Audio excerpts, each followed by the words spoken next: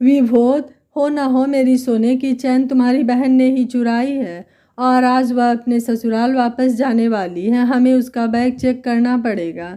वैसे भी सीमा नहाने गई हुई है। चलो तब तक हम उसका बैग चेक कर लेते हैं। निशा अपने पति विबोध से बोली। विबोध बोला, हाँ निशा तुम सही कह रही हो, जल्दी चलो उससे पहले कि सीमा बाथरूम से निकले। हमें उसका बैग चेक कर लेना चाहिए। विबोध और निशा दोनों सीमा का बैग चेक करने उसके कमरे में पहुंचते हैं। निशा सीमा का हैंड बैग चेक करने लगती है और विबोध सीमा का सूटकेस चेक करने लगता है। दोनों बैग चेक कर ही रहे होते हैं कि सीमा बाथरूम से नहाकर निकल जाती है। अपने भाई भाभी को अपना बैग चेक करते देख सीमा हैरान हो जाती है।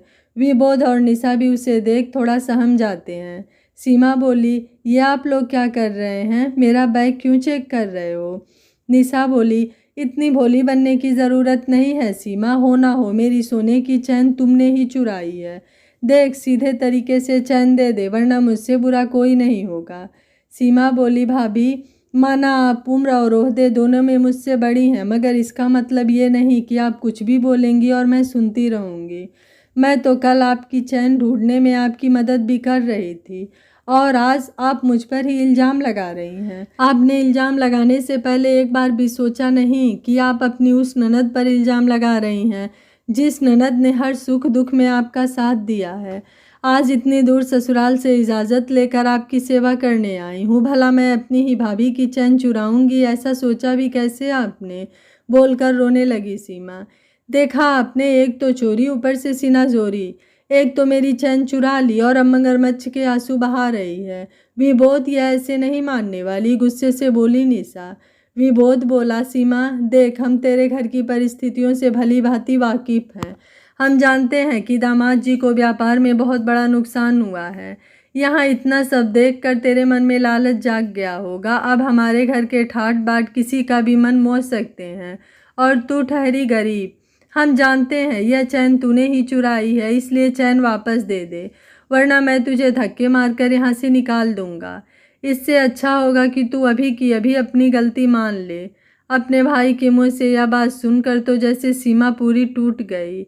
आंखों से आंसू लगातार बहते जा रहे थे। सीमा ने अपना पूरा सूटकेस उन लोगों के सामने खाली कर दिया और हैंडबैग में से सब कुछ निकाल पर पलंग पर फेंक दिया और बोली, लीजिए देख लीजिए सब कुछ, और फिर भी यकीन ना हो तो मेरे शरीर का भी स्कैन कर दीजिए कि कहीं मैंने पहने हुए कपड़ों में तो कुछ नहीं छिपाया।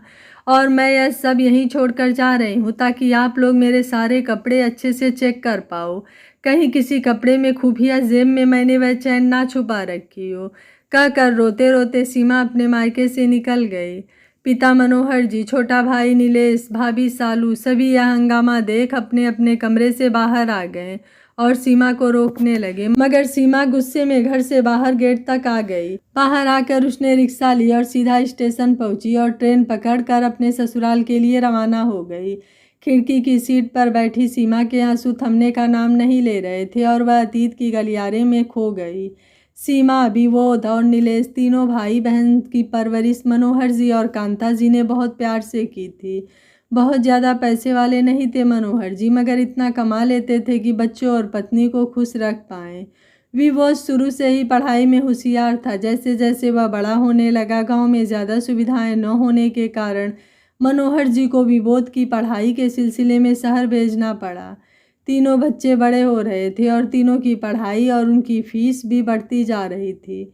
मनोहर जी की दूध और किराने की दुकान थी जहां वे दिन रात मेहनत करते ताकि बच्चे अपनी सारी इच्छाएं पूरी कर पाएं। कांता जी भी मनोहर जी के व्यापार में खूब साथ देती। छोटा भाई नीलेश, जिसका पढ़ाई में मन नहीं लगता था, उसने भी अब मनोहर जी के साथ दुकान पर बैठना शुरू कर दिया था।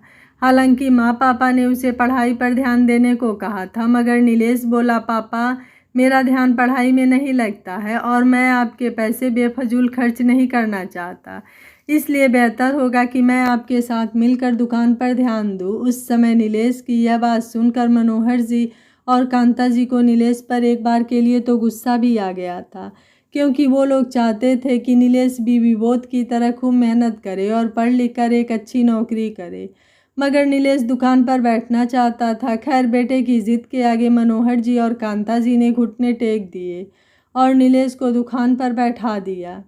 वहाँ विबोध पढ़ लिख कर नौकरी पर लग गया। डिग्रियों की कोई कमी न होने के कारण विबोध की अच्छी नौकरी लग गई और विबोध ने अपने गांव के घर में सारी भौतिक सुविधाओं को भरना शुरू कर दिया, जैसे fridge, washing machine, LED TV इत्यादि।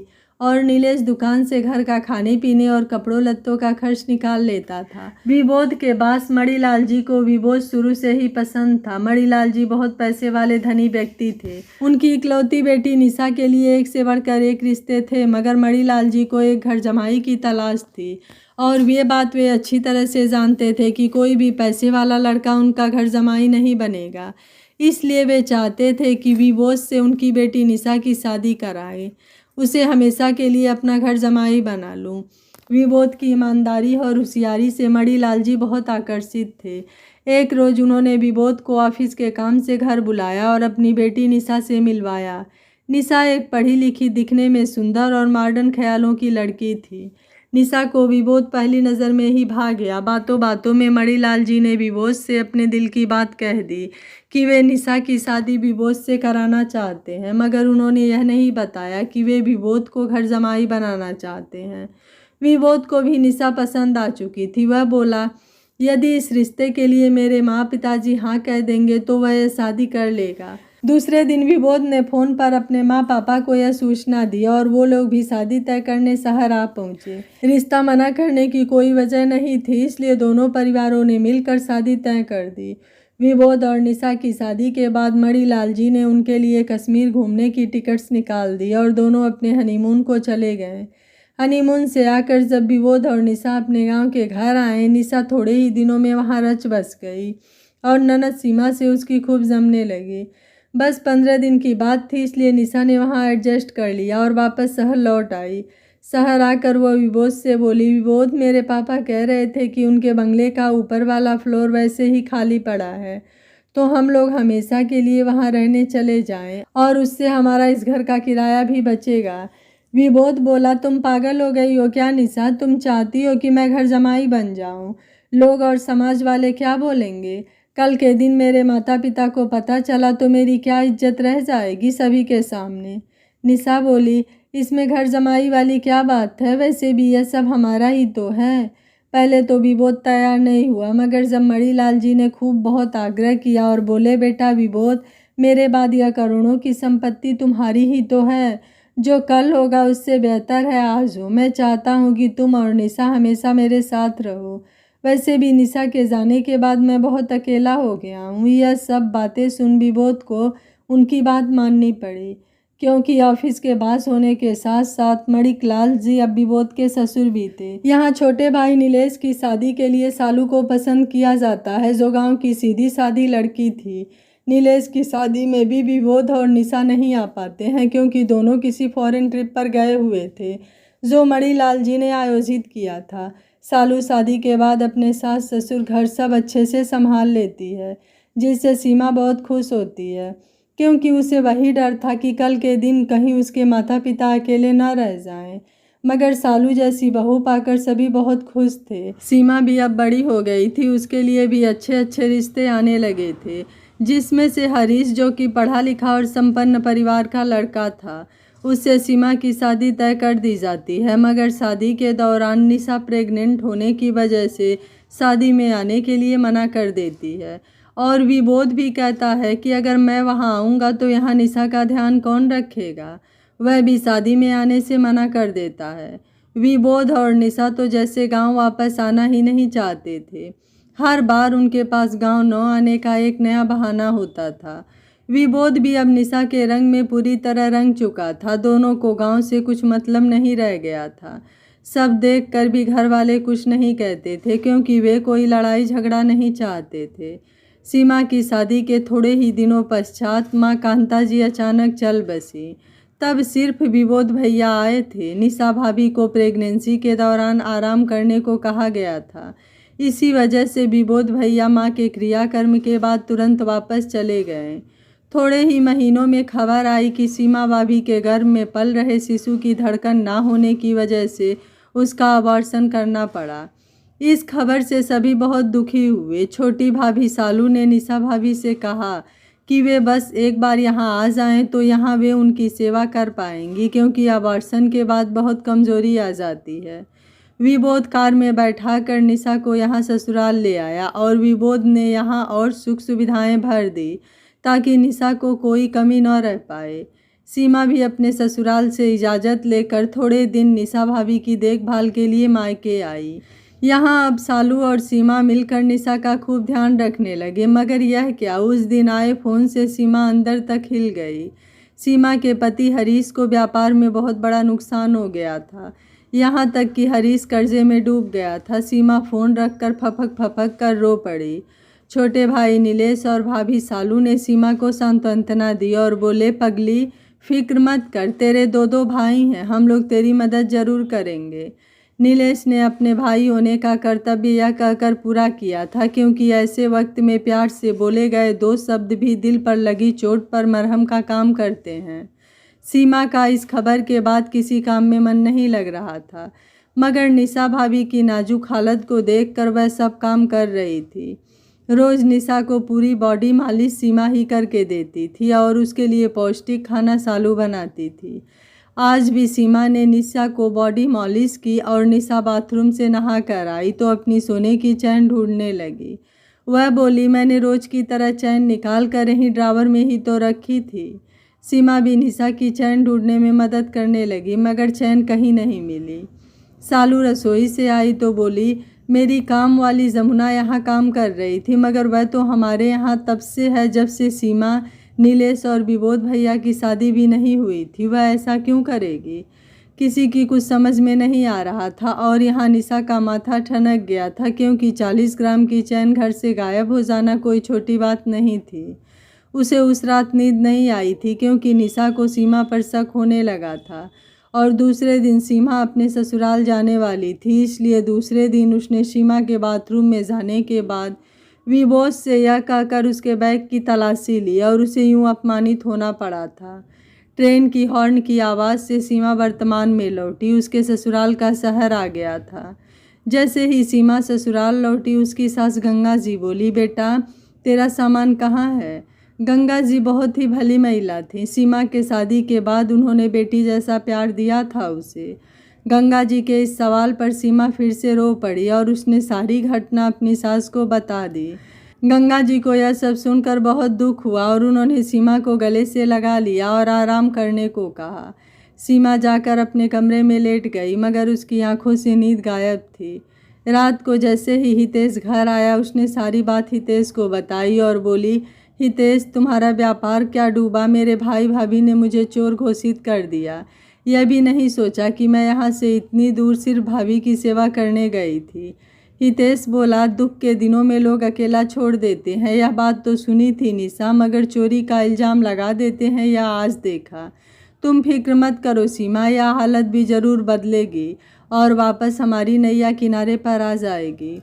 सीमा बोली, आज से मेरा बड़े भाई भाभी से रिश्ता खत्म है। हितेश, मुझे उन लोगों का मुँह भी नहीं देखना, और रही बात तुम्हारे व्यापार की, तो हम दोनों मिलकर फिर से मेहनत करेंगे और अपना व्यापार फिर से जमाएंगे।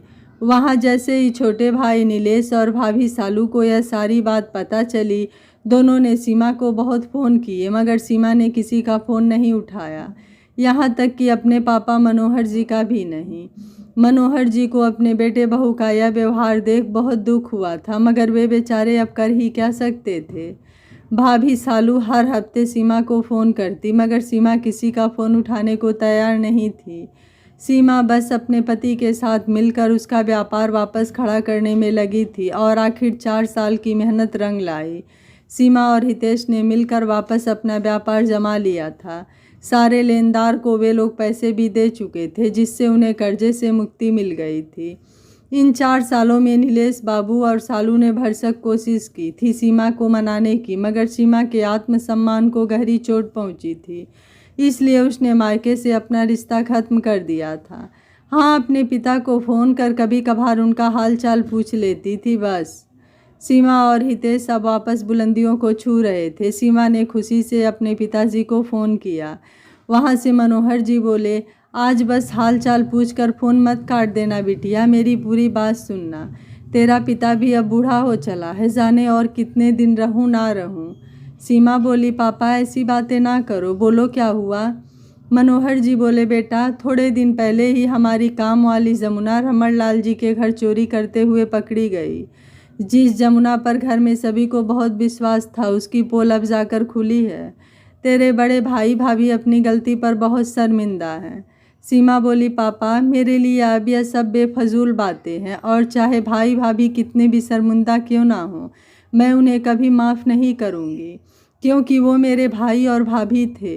दूसरा कोई इल्ज़ाम लगाता तो मैं बर्दाश्त भी कर सकती थी, लेकिन मेरे अपने, जिनके साथ मेरा बचपन पला था, उन्होंने मेरे बारे में ऐसा सोचा भी कैसे। भाभी तो गैर थी पापा, लेकिन भाई ऐसा कैसे कर सकते हैं मेरे साथ। बेटा तेरा भाई विबोध की दोनों किडनियां खराब हो गई है, जिस वजह से वह हॉस्पिटल में एडमिट है। वह डायलिसिस पर है बेटा, जाने आगे क्या होगा। तू सिर्फ उससे एक बार मिलने चली जा, वह तुझसे माफ़ी मांगना चाहता है, बस और कुछ नहीं। भाई की बीमारी की बात सुनकर सीमा के आंखों से झरझर आंसू बहने पड़े। उसका दिल रो पड़ा। आखिर थी तो वह भी एक बहन ही, हो ना हो खून का रिश्ता तो खून का रिश्ता होता है। सीमा ने हितेश को सारी बात बताई और दोनों अपने भाई से हॉस्पिटल मिलने पहुंचे। विबोध और निशा दोनों सीमा को यूं अचानक देख बहुत खुश हुए। दोनों ने सीमा से माफ़ी मांगी। विबोध के आंखों से पश्चाताप के आंसू बह रहे थे। उतने में नीलेश और सालू भी आ गए। सभी एक दूसरे को इतने सालों बाद देख रहे थे। सभी की आंखों से आंसू बह रहे थे। बातों बातों में नीलेश से पता चला कि सभी ने अपनी किडनियां चेक करवा ली, मगर किसी की किडनी मैच नहीं हो पा रही थी। सीमा ने भी अपनी किडनी देने के लिए अपना चेकअप करवाया और सीमा की किडनी मैच कर गई। सीमा ने विबोध को अपनी किडनी देकर उसकी जान बचाई। आज तो विबोध और निशा शर्मिंदगी के कारण ज़मीन में धंसे जा रहे थे। उनके पास शब्द नहीं थे जो वो सीमा को बोल सकें। विबोध ने बोला, सीमा आज तो मैं तेरा डबल कर्जदार हो गया। मैं अपने राखी का फ़र्ज नहीं निभा पाया, लेकिन मेरी बहन तूने तो मेरी ज़िंदगी बचाकर मेरे ऊपर राखी से भी बड़ा कर्ज डाल दिया। इस कर्ज से मैं कैसे मुक्त हो पाऊँगा मेरी बहन, कैसे मुक्त हो पाऊँगा। भैया भाई बहन के बीच में ऐसी बातें नहीं होती है, जो हुआ वह भूल जाइए। निशा भी अपने ननद के पैरों में गिर पड़ी। दीदी मैं अमीर होते हुए भी दिल से बहुत गरीब हो गई। दीदी मुझे माफ़ कर दीजिए, मैंने आपको समझने में बहुत भूल की।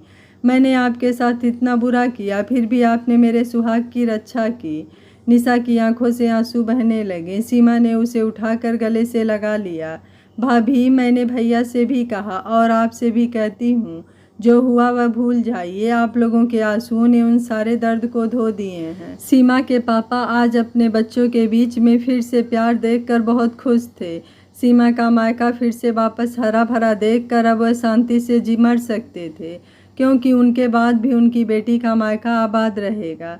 दोस्तों कभी कभी खून के रिश्तों में भी दरार आ जाती है, मगर मुँह से कड़वे वचन निकालने से पहले 100 बार सोचें, क्योंकि जब कोई अपना ही घाव देता है तो फिर उस पर मरहम भी काम नहीं करता। आशा है यह कहानी आपको ज़रूर पसंद आई होगी। वीडियो पसंद आया हो तो वीडियो को लाइक शेयर एंड चैनल को सब्सक्राइब कर लीजिएगा। Thank you for watching. मिलते हैं अगली कहानी में।